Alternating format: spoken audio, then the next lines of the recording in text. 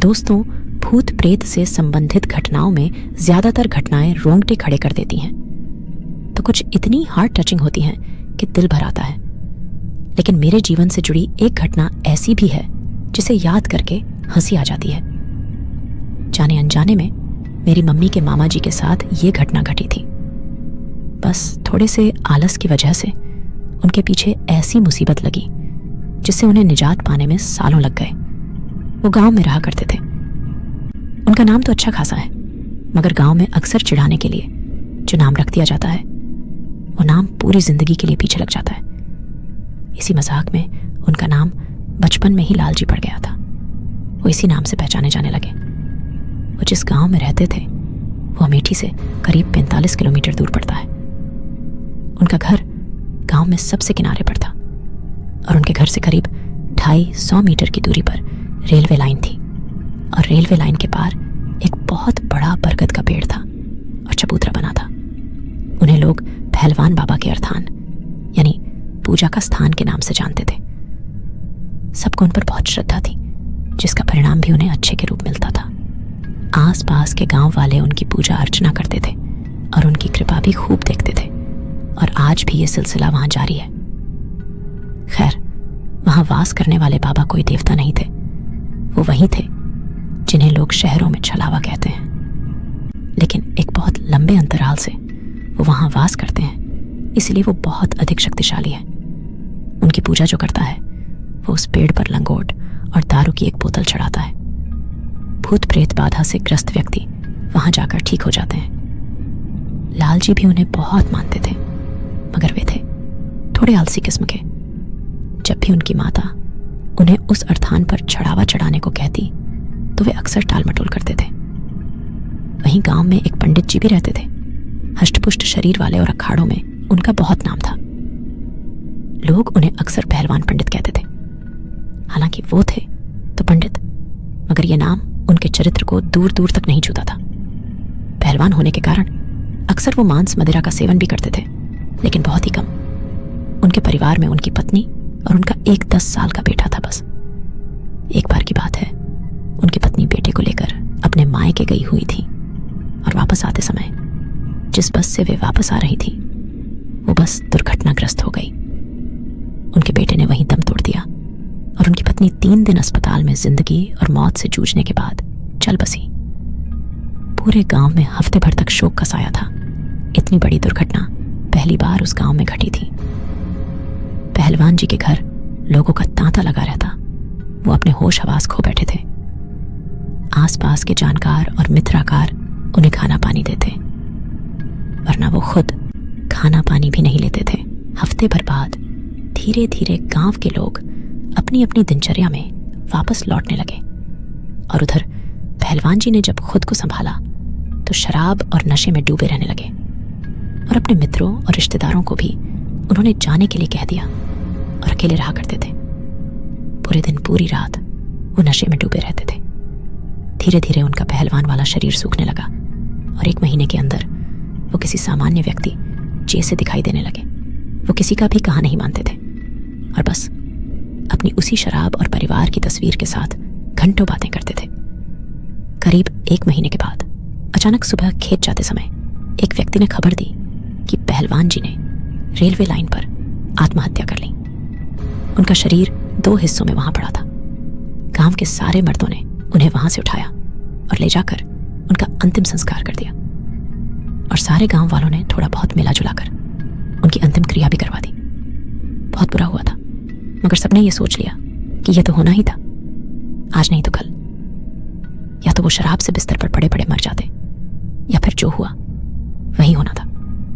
खैर, जो हुआ उसे ईश्वर की मर्जी मानकर सबने उनकी संपत्ति पंचायत को गांव के भले में लगाने के लिए दे दी। उधर कुछ 1 महीने के बाद लालजी की माताजी भी चल बसी और लालजी को यह बात अच्छी तरह समझा के गई थी कि हर हफ्ते पहलवान बाबा को भोग देना ना भूले। उनकी कृपा रहेगी घर पर तो सदैव घर में हरियाली और समृद्धि रहेगी। ये बात लालजी अच्छी तरह समझ गए थे और उसका पालन भी करते रहे। हफ्ते में 1 दिन वो अर्थान पर जाकर भोग अर्पण करके आते थे और सबकी तरह ही शराब की बोतल से थोड़ी सी शराब वहां चढ़ाकर बाकी बोतल को प्रसाद के रूप वापस लाकर उसका सेवन करते थे। करीब 6 महीने तक तो उन्होंने इस नियम का पूर्णतया पालन किया। फिर एक दिन वो दूसरे गांव गए हुए थे किसी परिचित से मिलने। वो गांव उस अर्थान से थोड़ी दूरी पर करीब 400 मीटर की दूरी पर था। तो उन्होंने देखा कि वो व्यक्ति भी पहलवान बाबा को भोग दे रहा था, मगर वो उनके अर्थान पर नहीं गया। बस लंगोट और एक कटोरी में शराब रखकर पहलवान बाबा के अर्थान को देखते हुए उसने स्थानीय भाषा में कहा, हे पहलवान बाबा, लो अपना भोग स्वीकार करो। और फिर शराब को उसी तरफ गिराकर हाथ जोड़ लिए और वापस आकर लालजी से बात करने लगा। लालजी ने पूछा कि क्या इस तरह से बाबा भोग स्वीकार करते हैं? उसने हाँ में जवाब दिया और बताया कि सच्ची श्रद्धा से चढ़ाया गया प्रसाद लेने तो देवता भी धरती पर आ जाते हैं, और फिर ये बाबा तो कुछ ही दूरी पर निवास करते हैं और अपना भोग स्वीकार भी करते हैं। लालजी को ये बात भा गई। वैसे भी उन्हें रेलवे लाइन पार करके इतनी दूर जाना पसंद नहीं था। अब उनका यह सिलसिला शुरू हो गया। वो एक बर्तन में थोड़ी सी शराब और लंगोट लेकर घर के पीछे की तरफ जाते और वहीं से खड़े होकर जिस तरफ रेलवे लाइन पार पहलवान बाबा का अर्थान था उस तरफ मुंह कर बोलते, पहलवान बाबा भोग स्वीकार करो, और वहीं से चढ़ाकर वापस आ जाते थे। हर हफ्ते वो ऐसा करते थे। इस तरह से भोग देते देते उन्हें करीब 6 महीने बीत गए। एक दिन की बात है, पास के गांव में एक आदमी को प्रेत बाधा हुई। उसके घर वाले बहुत परेशान थे और वो आदमी पहलवानी कर करके हर किसी को खुद से दूर रहने की बात कर रहा था। जांघों पर ताल ठोंक ठोंक कर बात कर रहा था। कुछ आदमियों ने मिलकर उसे पकड़ने की कोशिश की, मगर उसकी पहलवानी के आगे कोई टिक नहीं पा रहा था। किसी तरह गांव के कई सारे आदमी मिलकर उसके अपने आप शांत होने पर उठाकर उसे पहलवान बाबा के अर्थान पर ले गए। वहां उसे चबूतरे पर बैठाया गया। धीरे धीरे उस पर जैसे दबाव सा बनने लगा और वहां मौजूद लोगों ने उससे पूछा कि वो कौन है। उसने बताया कि वो वहां रेल की पटरी पर रहता है। यह आदमी वहां पर गंदगी कर रहा था, इसलिए उसे पकड़ा है। उन लोगों में से एक ने पूछा कि माफ कर दो, इसे और जाने का क्या लोगे ये बता दो। उसने कहा, दारू दारू पिला दो, छोड़ दूंगा। वहां मौजूद लोग तुरंत दारू लेकर आए और उसे दिया, मगर उसने पीने से मना कर दिया और कहा, ऐसे नहीं, जो मुझे हमेशा देता है बस उससे ही लूंगा। जिज्ञासावश सबने पूछा कि वो भोग किससे लेना चाहेगा। तो उसने बताया कि फलाने गांव में लालजी नाम का आदमी है, वो मुझे हमेशा दारू देता है, वो देगा तो मैं तुरंत चला जाऊंगा। पहले तो लोगों को शक हुआ कि कहीं लालजी नाम के आदमी ने ही तो नहीं भेजा है इसे तंत्र मंत्र करके। लेकिन इस बात की पुष्टि के लिए, समस्या के समाधान के लिए सबने लालजी से मिलने की ठान ली। कुछ व्यक्ति उस आदमी के घर के सदस्यों के साथ मिलकर जो गांव उसने बताया था उस तरफ चल पड़े लालजी से मिलने। जब वो लोग लालजी के पास पहुंचे तो उन्होंने सबसे पहले ये आजमाया कि कहीं इसी आदमी ने तो कोई तंत्र मंत्र नहीं किया। इस बात की पुष्टि के लिए उन्होंने आसपास के लोगों से पूछताछ की। सबने बताया कि वो तो पूजा भी नहीं करता, तंत्र मंत्र की तो बात ही दूर है। इस बात ने सबको सकते में डाल दिया और अब वो लोग लालजी के पास पहुंचे और उन्हें सारी घटना से अवगत करवाया। लालजी पहले से ही भूत प्रेतों के नाम से भागा करते थे। जब उन्हें पता चला कि कोई भूत प्रेत उन्हें बुला रहा है तो उनके पांव के नीचे से जमीन सरक गई और उन्होंने जाने से साफ मना कर दिया। इस बात से वहां मौजूद लोगों को इस बात की तो तसल्ली हो गई थी कि ऐसा आदमी कोई तंत्र मंत्र नहीं कर सकता। फिर उन्होंने लालजी से साथ चलने और उससे बात करने के लिए कहा। लालजी किसी भी कीमत पर राजी नहीं हो रहे थे। आखिरकार जब उनके बड़े भाई और आसपास के कुछ बुजुर्गों ने उन्हें समझाया तो वो जाने के लिए राजी हुए, मगर अकेले नहीं, 4 लोगों को साथ ले गए। वहां पहुंचने पर लालजी के पसीने छूटने लगे थे। आखिरकार लालजी और उसका सामना हो गया। कौन हो भाई और क्यों मेरे नाम का शोर कर रहे हो? लालजी ने उससे पूछा। मुझे बस अपने हाथ हमेशा की तरह दारू पिला दो, मैं चला जाऊंगा। उस आदमी ने लालजी के सामने हाथ जोड़कर कहा। वहां मौजूद ऐसे दृश्य को सब आंखें फाड़ फाड़ कर देख रहे थे। एक प्रेत कैसे बिना सिद्धि वाले आम आदमी के सामने हाथ जोड़कर बात कर रहा है। हमेशा की तरह। अबे मैंने कब तुझे इससे पहले दारू पिलाया है? लालजी अब उससे बिना डरे बात करने लगे थे। लालजी मजाक ना करो, हर हफ्ते मुझे दारू का भोग देते हो, उससे मेरी प्यास मिट जाती है। थोड़ी सी दारू दे तो चला जाऊंगा। वो फिर से विनती करने लगा। अब लालजी को झल्लाहट होने लगी और वो थोड़ा तेज आवाज में बोलने लगे। अबे क्यों झूठ बोलता है? मैं तो जानता भी नहीं तू कौन है। मैं तुझे क्यों दारू देने लगा?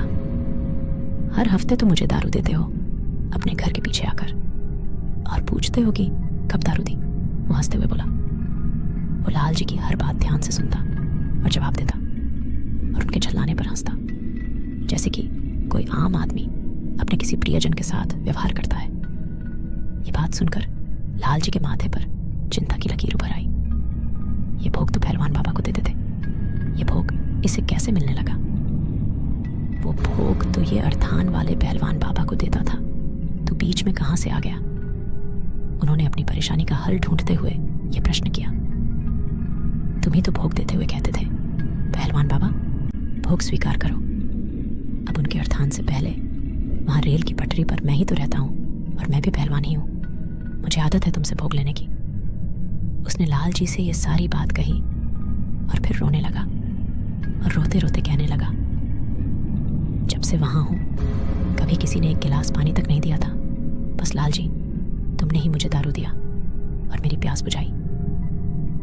मैं तो बस तुम्हें ही जानता हूं। ये बात सुनते ही लालजी और वहां खड़े उनके बड़े भाई की पैरों से जैसे जमी सरक गई हो। उनका पहलवान बाबा को दिया जाने वाला भोग कोई पहलवान नाम का प्रेत ले रहा था।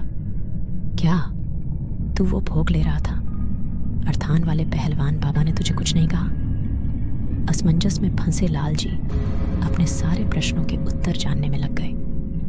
उधर उस आदमी का परिवार चाह रहा था कि जल्दी से जल्दी ये प्रेत उसका शरीर छोड़ दे और वो ठीक हो जाए। बाबा क्या कहेंगे?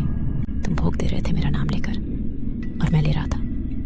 इसमें ना मेरी गलती ना तुम्हारी गलती, तो बाबा क्यों कुछ कहेंगे?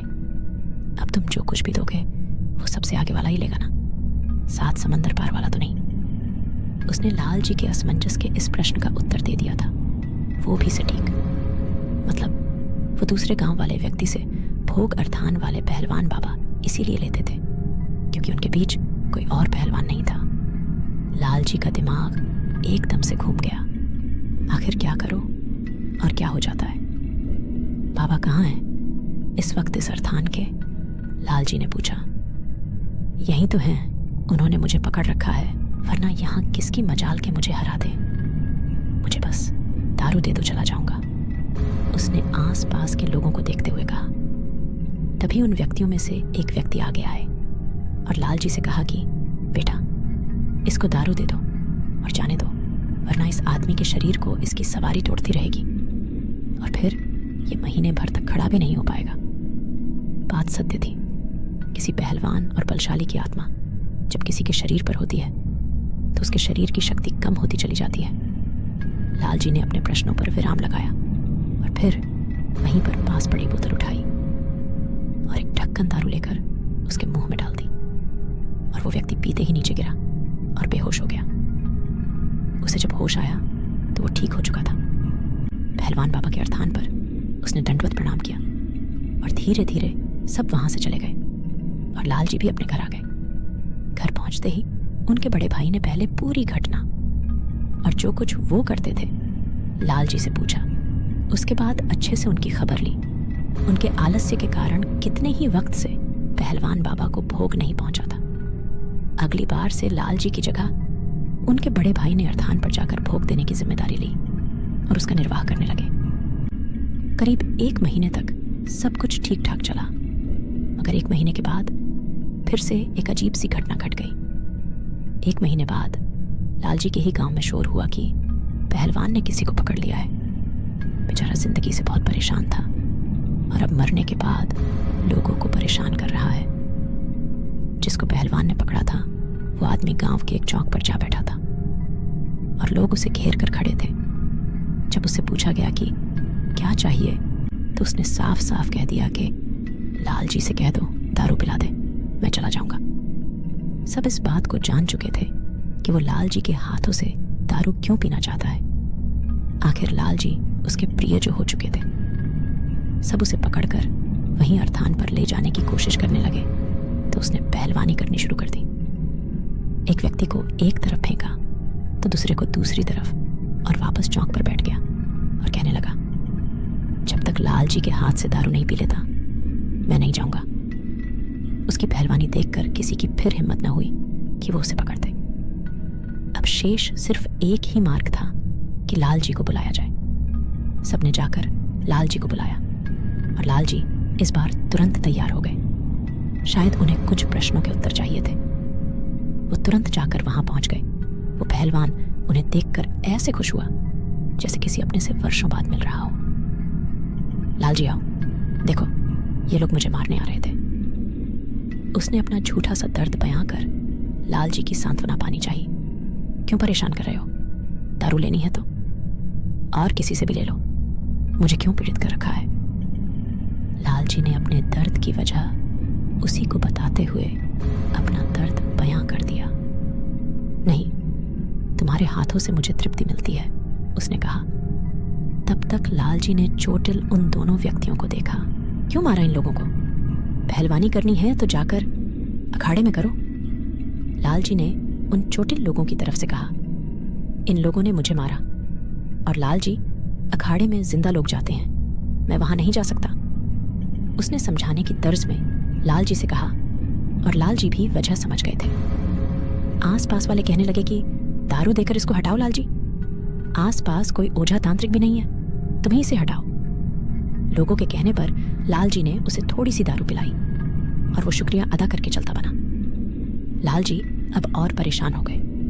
मतलब साफ था, जब भी इसे प्यास लगेगी ये किसी को भी पकड़ लेगा और मुंह खोलकर मेरा नाम लेकर दारू मांगेगा, न जाने कहां कहां बदनाम करेगा।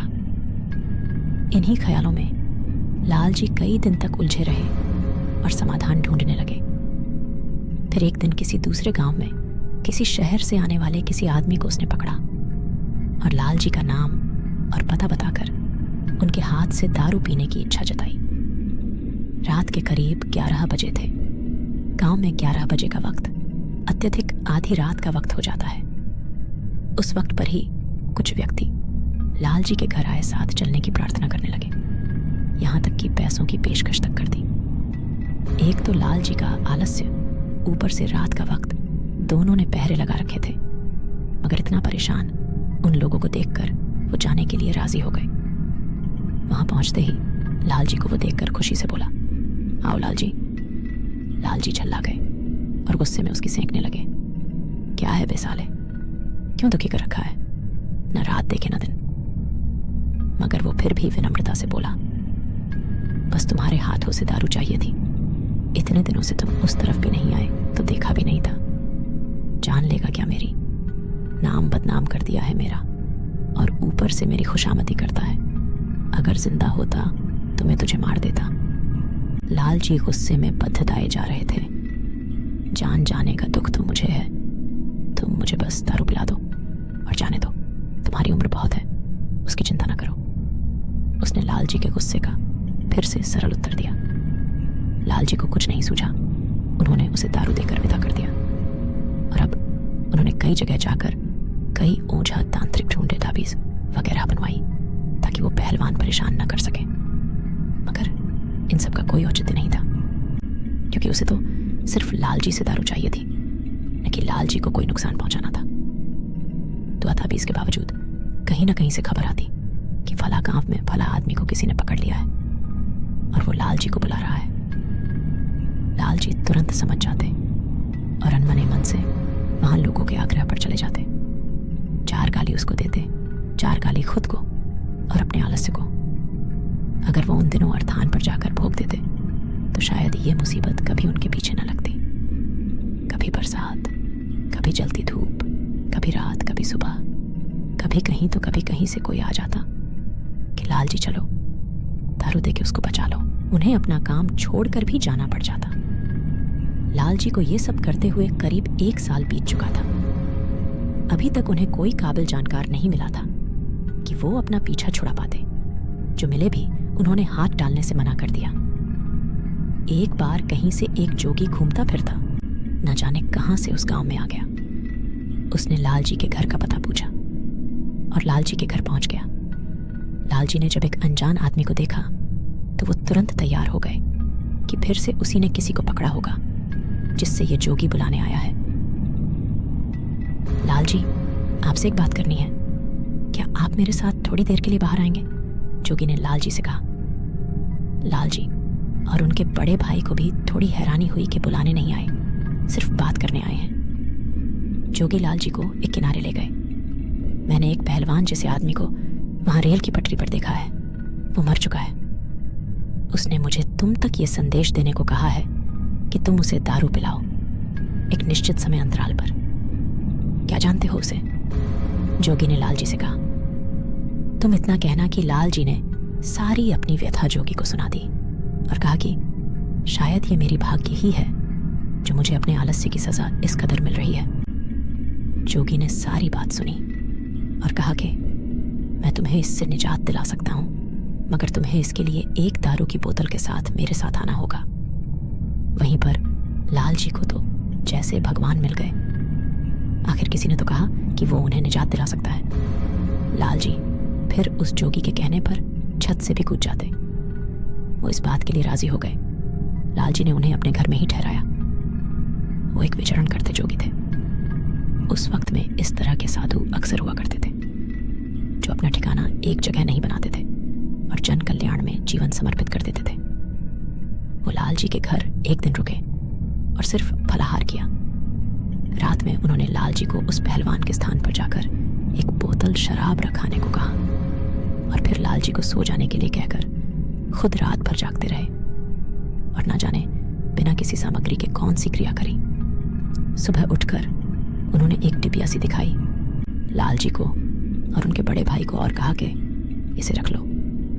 जब कभी पहलवान से कोई काम करवाना हो तो ये डिबिया खोलकर थोड़ी सी शराब पिला देना, तुम्हारा सारा काम आनेगा। लेकिन इस डिबिया को कभी खाली मत करना।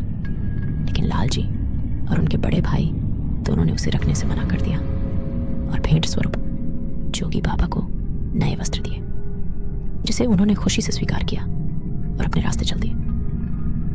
लाल जी के लिए तो वो साक्षात भगवान का अवतार थे। तब से लाल जी ने निर्णय लिया कि आलस्य को दोबारा हावी नहीं होने देंगे और न ही बिना जाने कहीं भी किसी को भी भोग देंगे। दोस्तों, अगर आपको ये वीडियो पसंद आई है तो लाइक करें, कमेंट करें और चैनल को सब्सक्राइब करें।